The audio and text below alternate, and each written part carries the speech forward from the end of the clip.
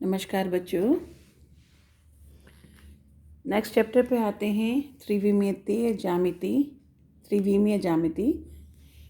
Geometry. 3 dimensional geometry का थोड़ा सा पार्ट हमने क्लास 11th में पढ़ा था।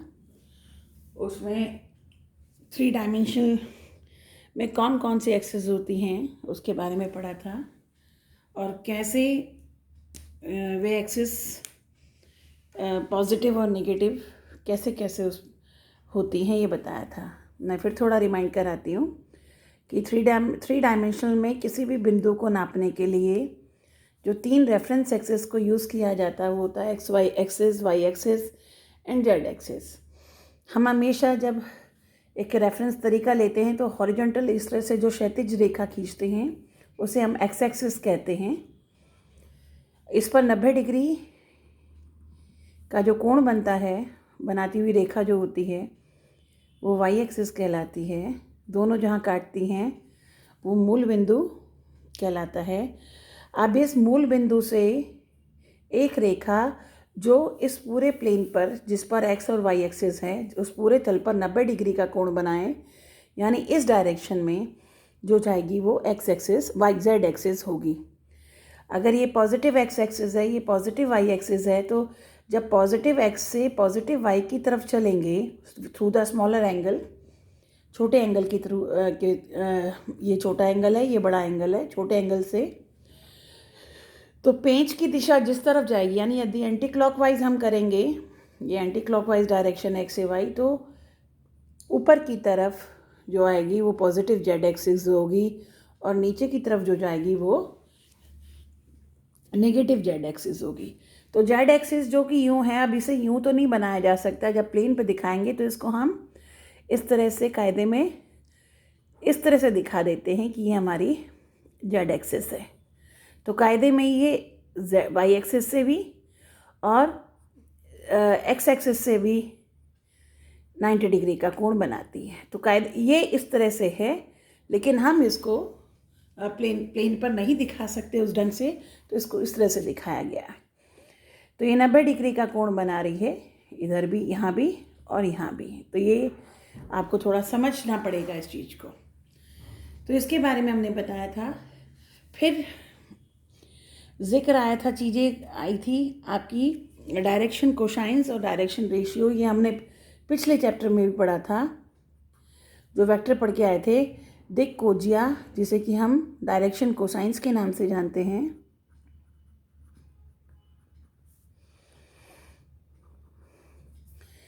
और दूसरी चीज़ पढ़ी थी आपने दिक अनुपात, जिसे कि हम डायरेक्शन रेशियोज कहते हैं। ये भी हमने पढ़ा था। इसी को दोबारा बताती हूँ कि अगर कोई रेखा, अब इस तरह से कोई रेखा जा रही है जिस डायरेक्शन में मेरा पेन है, तो पर मैं इसको अगेन प्लेन पे दिखा रही हूँ, तो मूल बिंदु से कोई रेखा मान लीजिए ये जा रही है, कोई रेखा ये जा रही है आपका, ये रेखा, तो ये हम कहते हैं ओपी रेखा इधर से। तो ये ओपी जो है एक्स एक्सिस से अल्फा कोण बनाती है, वाई एक्सिस से बीटा कोण बनाती है, और ये जो जेड एक्सिस है पॉजिटिव जेड एक्सिस से, क्योंकि हम पॉजिटिव से ले रहे हैं, पॉजिटिव एक्स पॉजिटिव वाई, और इधर हमारी यूँ करके हमारी ये पॉजिटिव जेड है, तो इस तरह का जो कोण बन के आएगा, मान लो यूँ रेखा जा रही है इस तरह से, तो इस तरह का जो कोण बन के आएगा, यानी जेड एक्सिस और रेखा के बीच में यदि कोण है पॉजिटिव जेड से नापते हुए, तो ये जो कोण होगा, ये अगर गामा है, इसे बीटा माना था, तो कॉस अल्फा का मान, कॉस बीटा का मान, कॉस गामा का मान जो भी होगा वो इस रेखा के डायरेक्शन कोसाइंस कहलाएंगे, जिसे कि हम जनरली एल, यानी एल किसे डिनोट करते हैं, जो एक्स एक्सिस से कोण बना रहा है उसके कॉस का मान, एम कॉस बीटा, बीटा जो कि कोण लाइन और वाई एक्सिस के बीच में है, और इसे एन से रिप्रेजेंट करते हैं। तो एल, एम और एन हमारे उस रेखा की, ये जो रेखा दी हुई है जो कि एक्स एक्सिस से अल्फा कोण वाई एक्सिस से बीटा कोण और जेड एक्सिस से गामा कोण बनाते हैं, उसके डायरेक्शन कोसाइंस हैं ये। इसमें एक बात और आती है, क्योंकि हमने तो सिर्फ यहाँ से ये रेखा जो गई इस डायरेक्शन में तो एंगल बना दिया, लेकिन कोई भी रेखा जो होती है वो दोनों तरफ एक्सटेंड होती है, इधर भी जाती है और इधर भी आती है।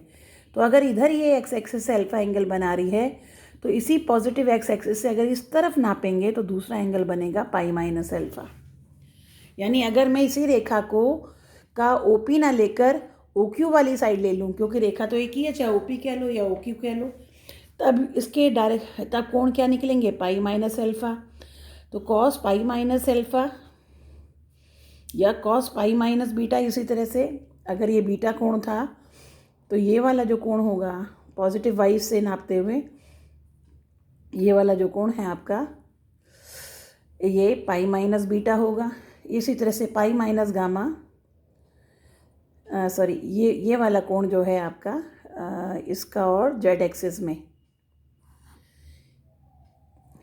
ये आपका गामा था, तो ये वाला जो कोण है ये आपका पाई माइनस गामा होगा। तो pi minus gamma, pi minus beta और पाई माइनस गामा भी आप कह सकते हैं कि मैडम ये भी कोण बन रहा है। यस, ये भी कोण बन रहा है। इस स्थिति में आपके जो कोण आएंगे माइनस कॉस अल्फा भी, माइनस कॉस बीटा और माइनस कॉस गामा। तो उस स्थिति में जो आपके रेखा तो एक ही है, उसके डायरेक्शन कोसाइन एल एम और एन है। यहाँ उसके मान माइनस एन, माइनस एम और माइनस एन हो जाएंगे।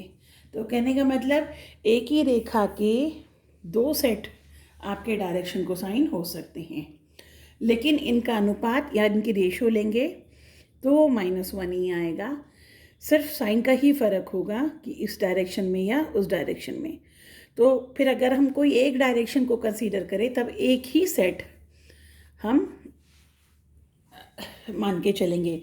यानी अगर इस डायरेक्शन को देखें तो cos alpha, cos beta, cos gamma, और अगर इस डायरेक्शन को लेंगे तो minus cos alpha, minus cos beta, minus cos gamma.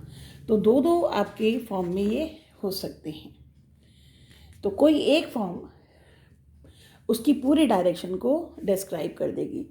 तो बेसिकली दिक् खोजिया क्या आपको बताते हैं, जिस तरह से आपको याद हो, आपने 2 डायमेंशनल पढ़ के आए थे। 2 डायमेंशनल में आप 2 डायमेंशनल में जब एक्स एक्सिस और वाई एक्सिस किसी प्लेन में कोई रेखा होती थी, उस रेखा का जो झुकाव होता था, मान लो एक्स एक्सिस से थीटा कोण, तो एम जो था वो tan थीटा के बराबर हम मानते थे, जिसे कि हम प्रवणता कहते थे। तो ये झुकाव या प्रवणता जो कह लो सेकंड 2D में जो इस रेखा के साथ होता था, वही झुकाव कायदे में ये रेखा शो करती है इन 3 संख्याओं के थ्रू।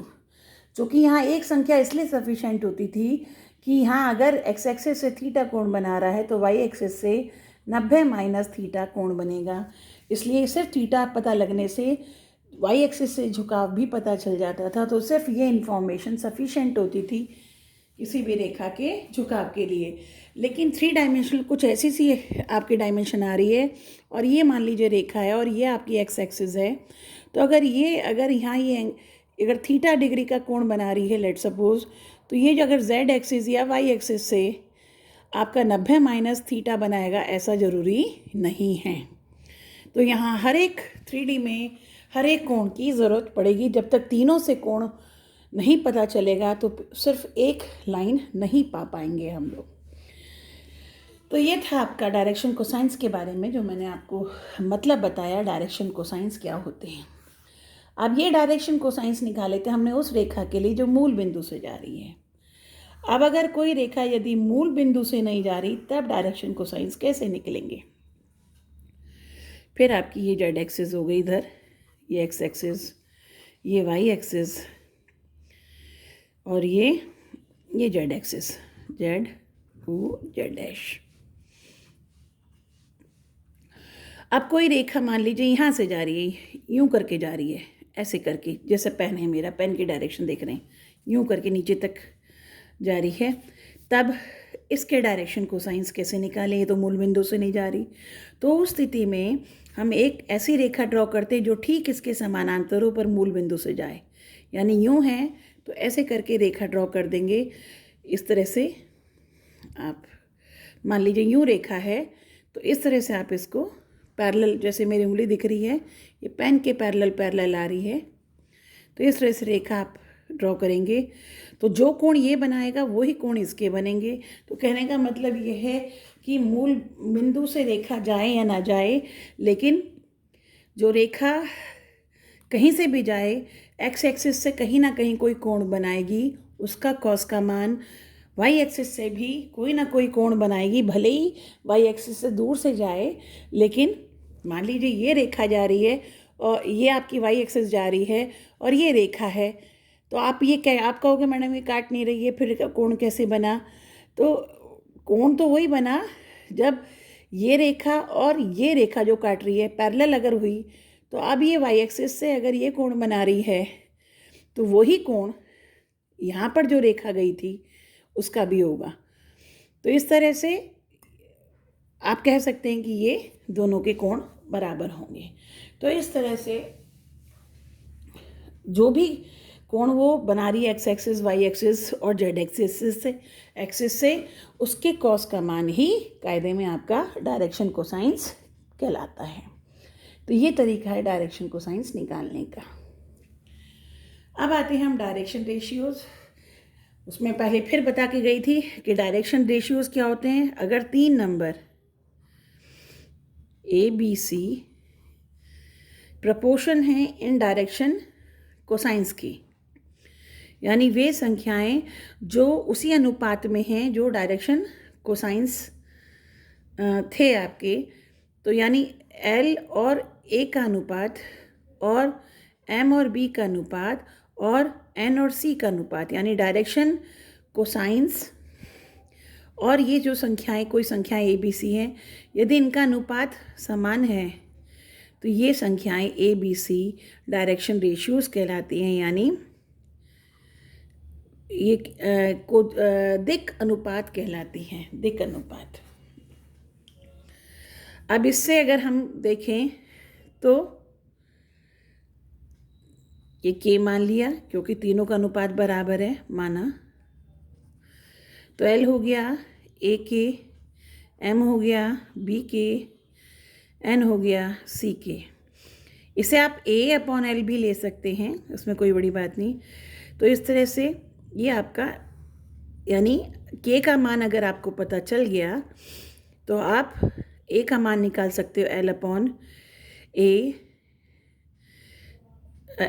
के, बी का मान निकाल सकते हो एम अपॉन के और सी का मान निकाल सकते हो एन अपॉन के। तो के कोई भी एक कांस्टेंट हो सकता है, तो उसी अनुपात में आप ए बी सी का मान निकाल सकते हो। अब इसके अलावा निकालने का और तरीका क्या होता है कि साथ साथ लास्ट ईयर भी बताया था, फिर भी बता रही हूँ कि अगर डायरेक्शन कोसाइंस एल एम और एन होते हैं किसी रेखा की, तब l square plus m square plus n square इसका मान सदा ही 1 रहता है। तो ये अगर 1 रहेगा तो इस तरह से l square plus m square plus n square किसके बराबर होगा? 1 के। यहाँ से तो अगर एल की जगह ए के रखा तो ए स्क्वायर के स्क्वायर प्लस बी स्क्वायर के स्क्वायर प्लस सी स्क्वायर के स्क्वायर इक्वल टू 1। तो इस तरह से के स्क्वायर कॉमन लिया, अंदर बचा a square plus b square plus c square, जो दूसरी तरफ जाकर हो गया a square plus b square plus c square. और जब के से स्क्वायर हटाया तो इधर अंडर रूट हो गया but with plus minus sign. और जब प्लस के का प्लस माइनस साइन होगा तो एल के 2 मान होंगे, एक बार प्लस लेने पर एक बार माइनस लेने पर। तो ये वेरीफाई करती है जो चीज़ें मैंने आपको बताई थी कि किसी समीकरण के 2 सेट आपके दिक्कोजिया के हो सकते हैं। पॉजिटिव और नेगेटिव का ही फ़र्क उसमें आता है, उसमें संख्याओं का फ़र्क नहीं आता है। तो लेकिन जब हम जनरल कंडीशन में मान के चला करेंगे तब आप क्या करेंगे कि कोई पर्टिकुलर डायरेक्शन को अगर मानते हो तब आप कोई एक सेट लेके चलते हो, जो भी सेट आपको कन्वीनियंट लगेगा। तो इस तरह से के का मान ये निकल गया under a square plus b square plus c square. तो फिर अगर हमें डायरेक्शन रेशियोज़ निकालने हो तो हम, ये के का मान आ गया आपका। और तो अगर हमें डायरेक्शन रेशियोज़ दे रखे हों ए बी सी, तो हम फिर एल निकाल सकते हैं। कैसे? A upon under root a square plus b square plus c square, और एम मतलब दूसरा डायरेक्शन कोसाइन 1 अपॉन अंडर के का जो भी मान है b upon under root a square plus b square plus c square, और एन होगा c upon under root a square plus b square plus c square. तो इस तरह से हम ये निकाल सकते हैं। और अब निकालेंगे हम, आप कहते हैं कि अगर एक पॉइंट P है जिसके कोऑर्डिनेट x1 y1 z1 है, एक पॉइंट Q है x2 y2 z2, तो रेखा PQ को जो रेखा PQ रेखाखंड PQ हुआ, इसके डायरेक्शन कोसाइंस कैसे निकालेंगे और डायरेक्शन रेशियोज़ कैसे निकालेंगे, मैं सीधा आपको सूत्र बता देती हूँ, क्योंकि इसको एक्सप्लेन करना यहाँ मुश्किल हो रहा है।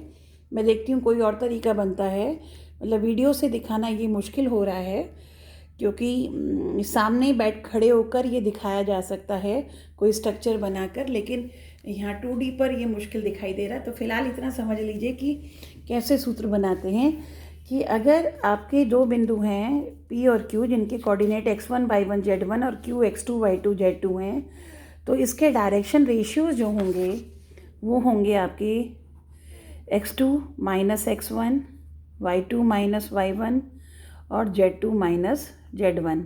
इसे हम दिक् अनुपात कहते हैं। यानी ये दिक् अनुपात निकालने का तरीका है।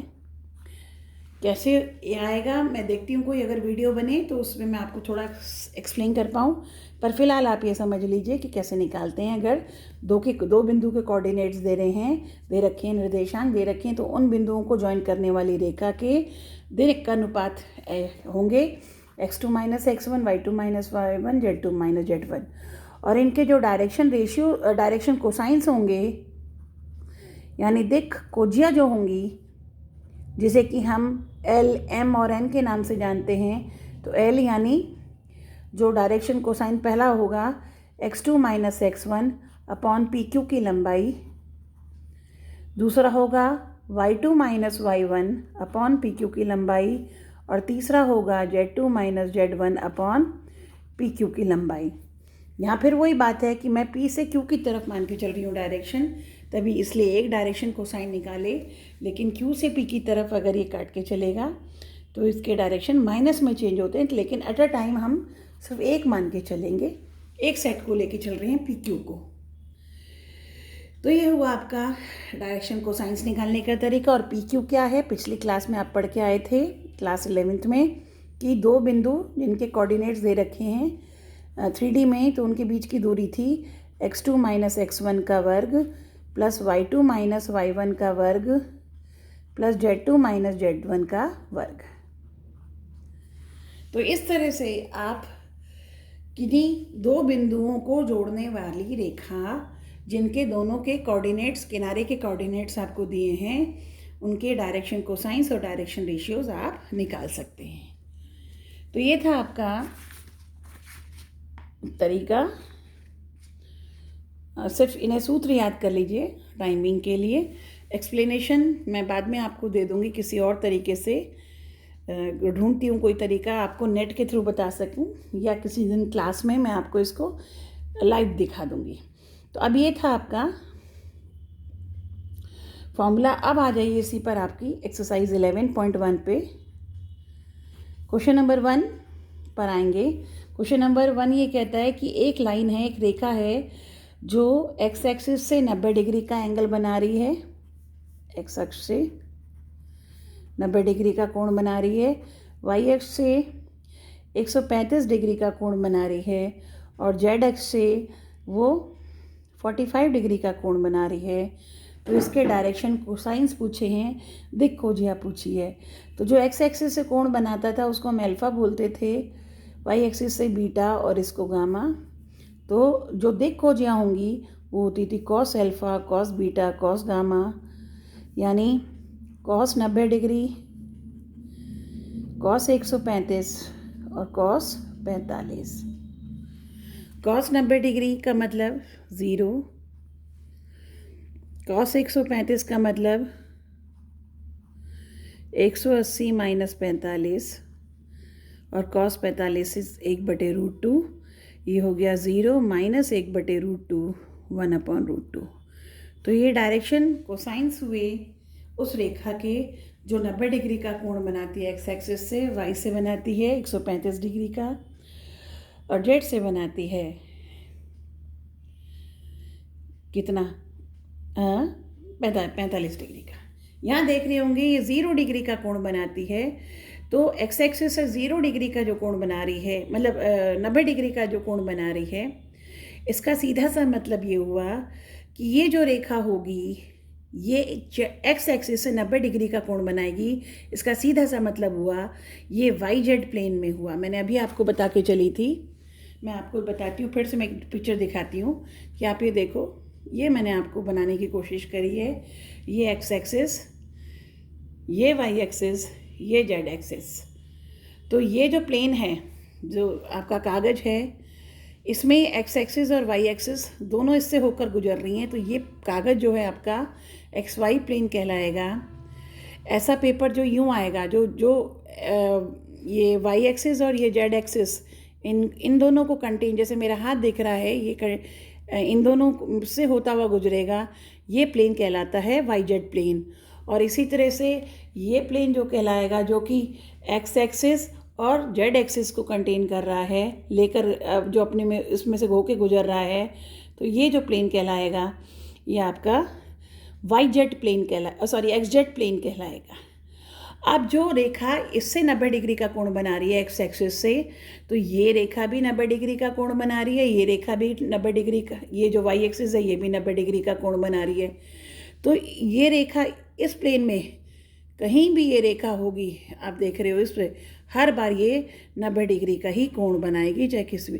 तो ये कोई भी रेखा अगर वाई जेड प्लेन में हुई है तो वो एक्स एक्सिस से 90 डिग्री का कोण बना रही है। इसका मतलब ये हुआ कि ये 90 डिग्री का कोण, तो ये जो रेखा जा रही है ये कहाँ एग्जिस्ट करेगी, वाई जेड प्लेन में होगी। ये था क्वेश्चन नंबर 1 आपका। आते हैं क्वेश्चन नंबर 2 पर। क्या कहते हैं क्वेश्चन नंबर 2? ये कहते हैं एक रेखा तीनों अक्षों से बराबर कोण बनाती है, तब उसके डायरेक्शन कोसाइंस बताओ। यानी अल्फ़ा, बीटा और गामा ये तीनों ही कोण बराबर हैं, तो एल का जो कॉस अल्फ़ा हुआ करता था, एल, एम और एन ये भी तीनों बराबर होंगे। और हम ये जानते हैं l square plus m square plus n square क्या होता है, हमेशा 1 होता है। ये तीनों ही बराबर है, तो तीनों को मैं अगर एल स्क्वायर लिख दूँ तो l square plus l square plus l square ही हो गया 3l स्क्वायर बराबर 1। तो एल स्क्वायर क्या हुआ 1/3, तो एल का मान क्या हुआ प्लस माइनस 1/√3, और वही मान हो गया एम का, वही मान हो गया एन का। तो तब आपके डायरेक्शन कोसाइंस क्या होंगे, या तो होंगे 1/√3 1/√3 1/√3, या फिर होंगे -1/√3 -1/√3 -1/√3। तो इस तरह से वे रेखा जो तीनों से बराबर कोण बनाती है, तीनों अक्षों से, उनके डायरेक्शन कोसाइन का सेट होगा या तो ये या ये। तो ये आपका था प्रश्न नंबर 2। तो इनको कंबाइंड आप आंसर लिख सकते हैं। कंबाइंड आंसर क्या होगा, +-1/√3 +-1/√3 +-1/√3। ये था प्रश्न नंबर 2 आपका। आते हैं प्रश्न नंबर 3 पर। प्रश्न नंबर 3 ये कहता है एक रेखा है, इसके दिक् कोजियाँ दे रखी है।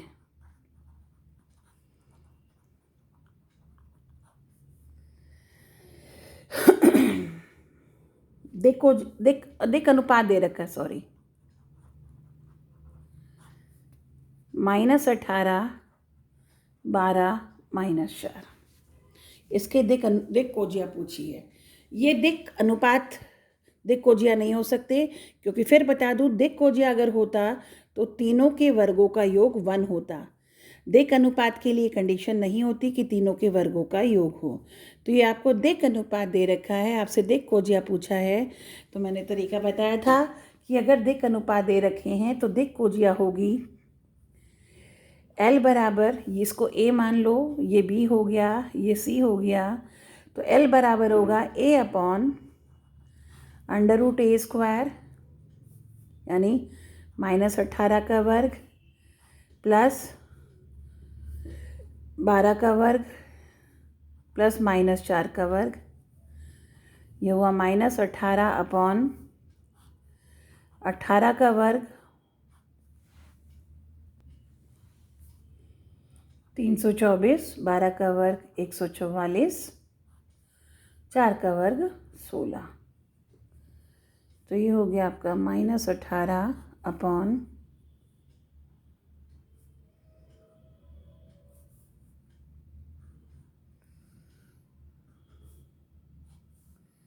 इन्हें जोड़ेंगे, ये हो गया 160, 160 यह आया 484। 484 में 4 बाहर निकाल दिया, 2 बन के बाहर निकल गया तो 121, और ये हो गया आपका 11। तो नीचे जो ये √484 आएगा, मतलब ये हो गया 22 का अंडर रूट है बेसिकली, तो ये हो गया -9/11। m होगा 12 यही √484 यानी कि 12/2 × 11, तो ये हो गया 6/11। n हो गया -4/484 यानी -4/2 × 11, तो हो गया -2/11। तो इसके डायरेक्शन कोसाइंस होंगे -9/11, 6/11, -2/11।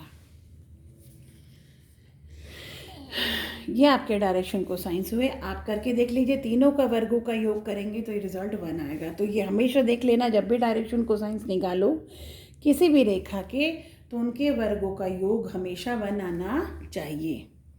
ये था प्रश्न नंबर 3। आते हैं प्रश्न नंबर 4 पर।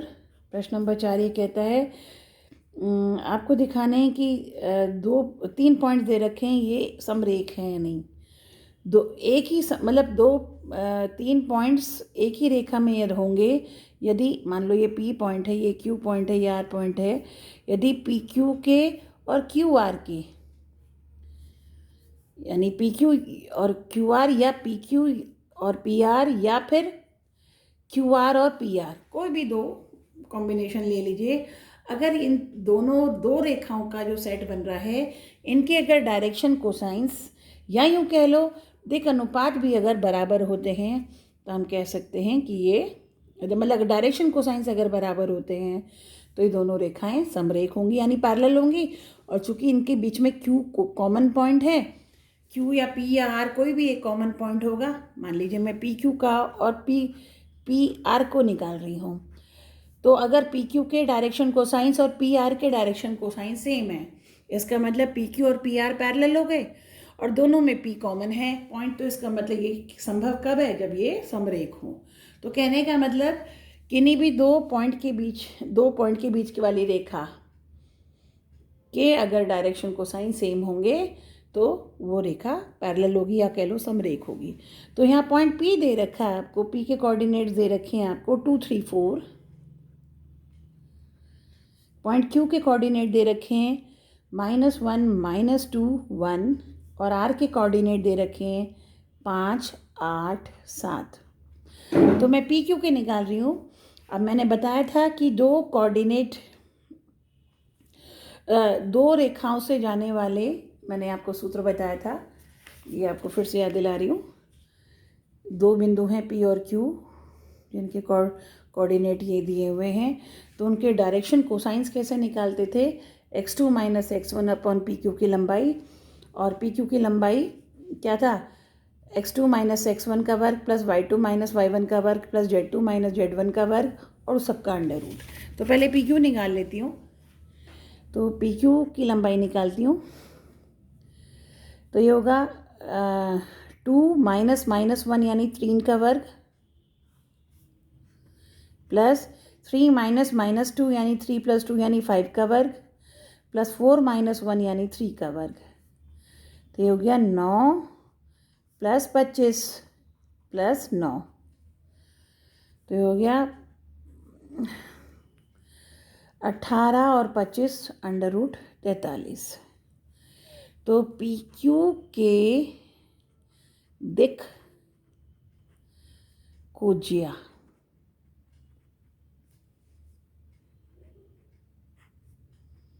ये होंगे x2 माइनस x1 अगर करें तो -1 -2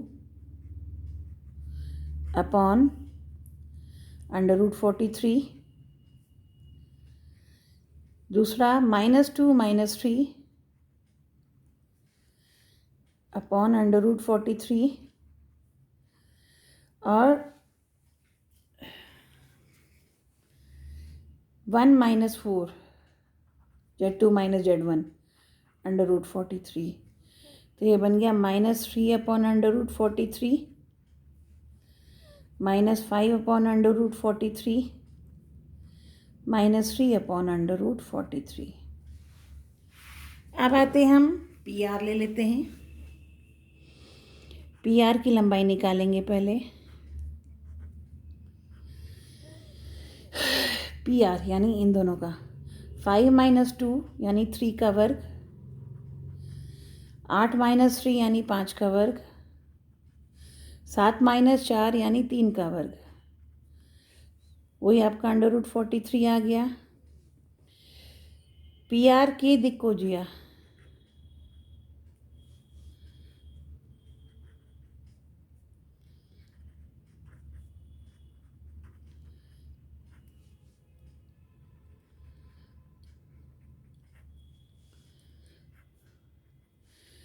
2 माइनस 5 यानी -3 अपॉन अंडर रूट 43, 3 माइनस 8 यानी -5 अपॉन 43 अंडर रूट का, और ये हो गया आपका 4 माइनस 7 यानी -3 अपॉन अंडर रूट 43। अगर आप 5 माइनस 2 या ये करते तो ये प्लस में आते। मैंने बताया प्लस का हो या माइनस का हो, इनका अगर अनुपात सेम है, अगर इनका आपस में अनुपात सेम है तो फिर ये दोनों रेखाएं पैरेलल हैं। तो दिक खोजिया प्लस या माइनस का फ़र्क हो सकता है, क्योंकि मैं बता चुकी हूँ रेखा ये कायदे में ये आरपी रेखा हो गई, पीआर की ना होके ये आरपी की हो गई। तो आरपी और यानी आर इधर होगा और क्यू इधर है, पी बीच में हुआ, तो ये आपकी स्थिति हो सकती है। तो कहने का मतलब प्लस माइनस का फ़र्क आ सकता है, लेकिन डायरेक्शन कोसाइन अगर सेम है तो आपका दोनों रेखाएं समरेख हैं। तो इस तरह से ये आपका था प्रश्न नंबर 4। आते हैं प्रश्न नंबर 5 पर।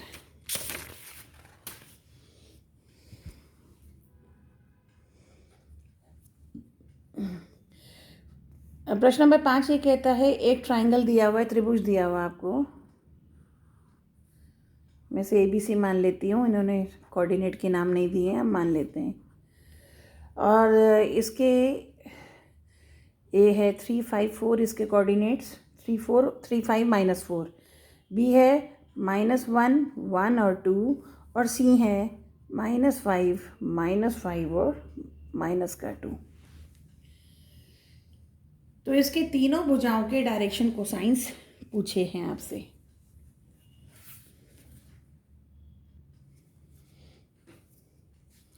तो AB के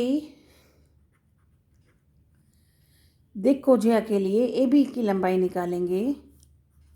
3 माइनस -1 यानी 3 + 1 यानी 4 का वर्ग, 5 - 1 का वर्ग यानी 4 का वर्ग, -4 - 2 यानी -6 का वर्ग यानी 6 का वर्ग ही हो गया, क्योंकि वर्ग में माइनस ख़त्म हो गया। तो हो गया 16 + 16 + 36 तो ये हो गया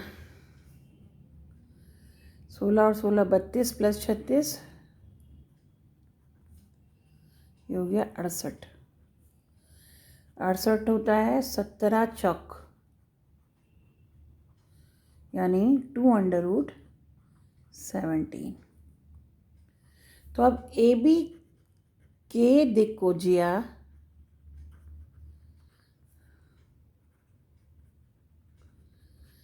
तो ये हो गया -1 -3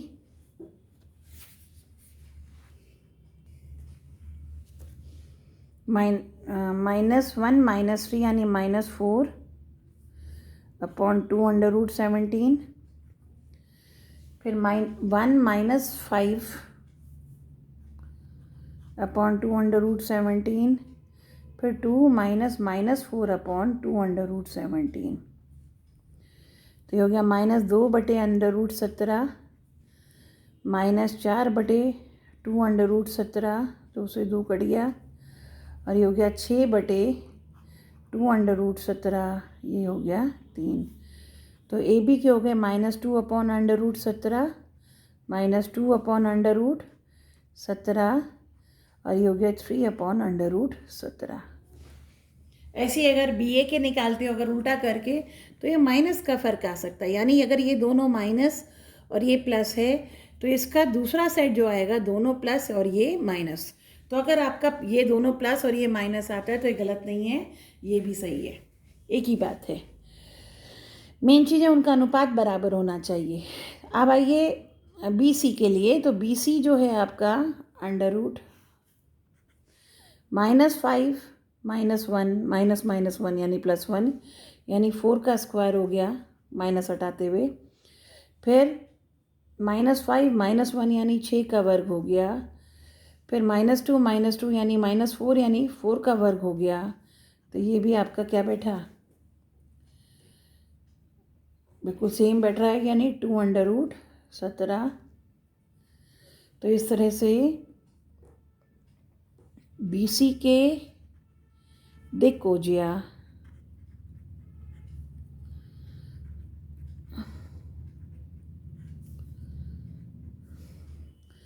ये होगा बी सी -5 -1/2√17, दूसरा होगा -5 -1/2√17, और ये होगा -2/2√17।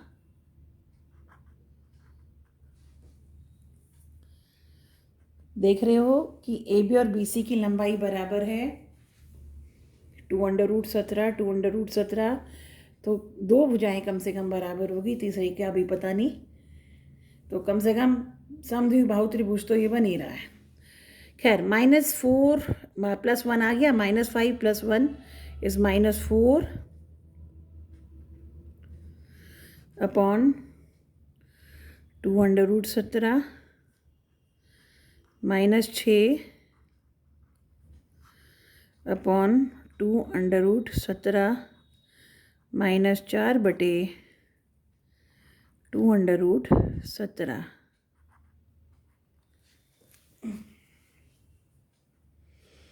-2/√17 -3/√17 और -2/√17। लंबाई दोनों की बराबर हो, लेकिन इनका जो सेट है वो डिफरेंट है, अतः ये दोनों पैरेलल नहीं है, यानी ये समरेख नहीं है, यानी त्रिभुज बन पा रहा है। आते हैं किस पर, सी ए कर ए सी कर लेते हैं, या ए सी एक ही बात है। ए सी के ए सी की लंबाई मान पर निकाल लो। ए सी हो गया आपका -5 -3 यानी -8 यानी 8 का वर्ग, -5 -5 यानी -10 का वर्ग यानी 10 का वर्ग, और -2 + का 4 यानी 2 का वर्ग यानी 4। तो 64 + 100 + 4 ये बन गया आपका 168।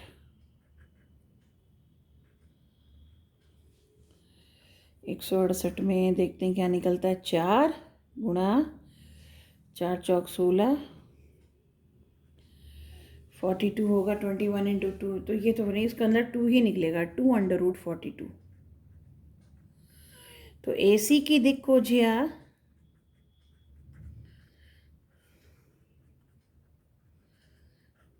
आपका होगा AC -5 -3 यानी -8 बटे 2 √42, -5 -5 यानी -10 बटे 2 √42, और -2 -4 यानी +2 अपॉन 2 √42। तो ये बैठा आपका -4 बटे √42, -5 बटे √42 और 2 बटे √42। ये आपकी AC के दिक् खोजिया हो गया।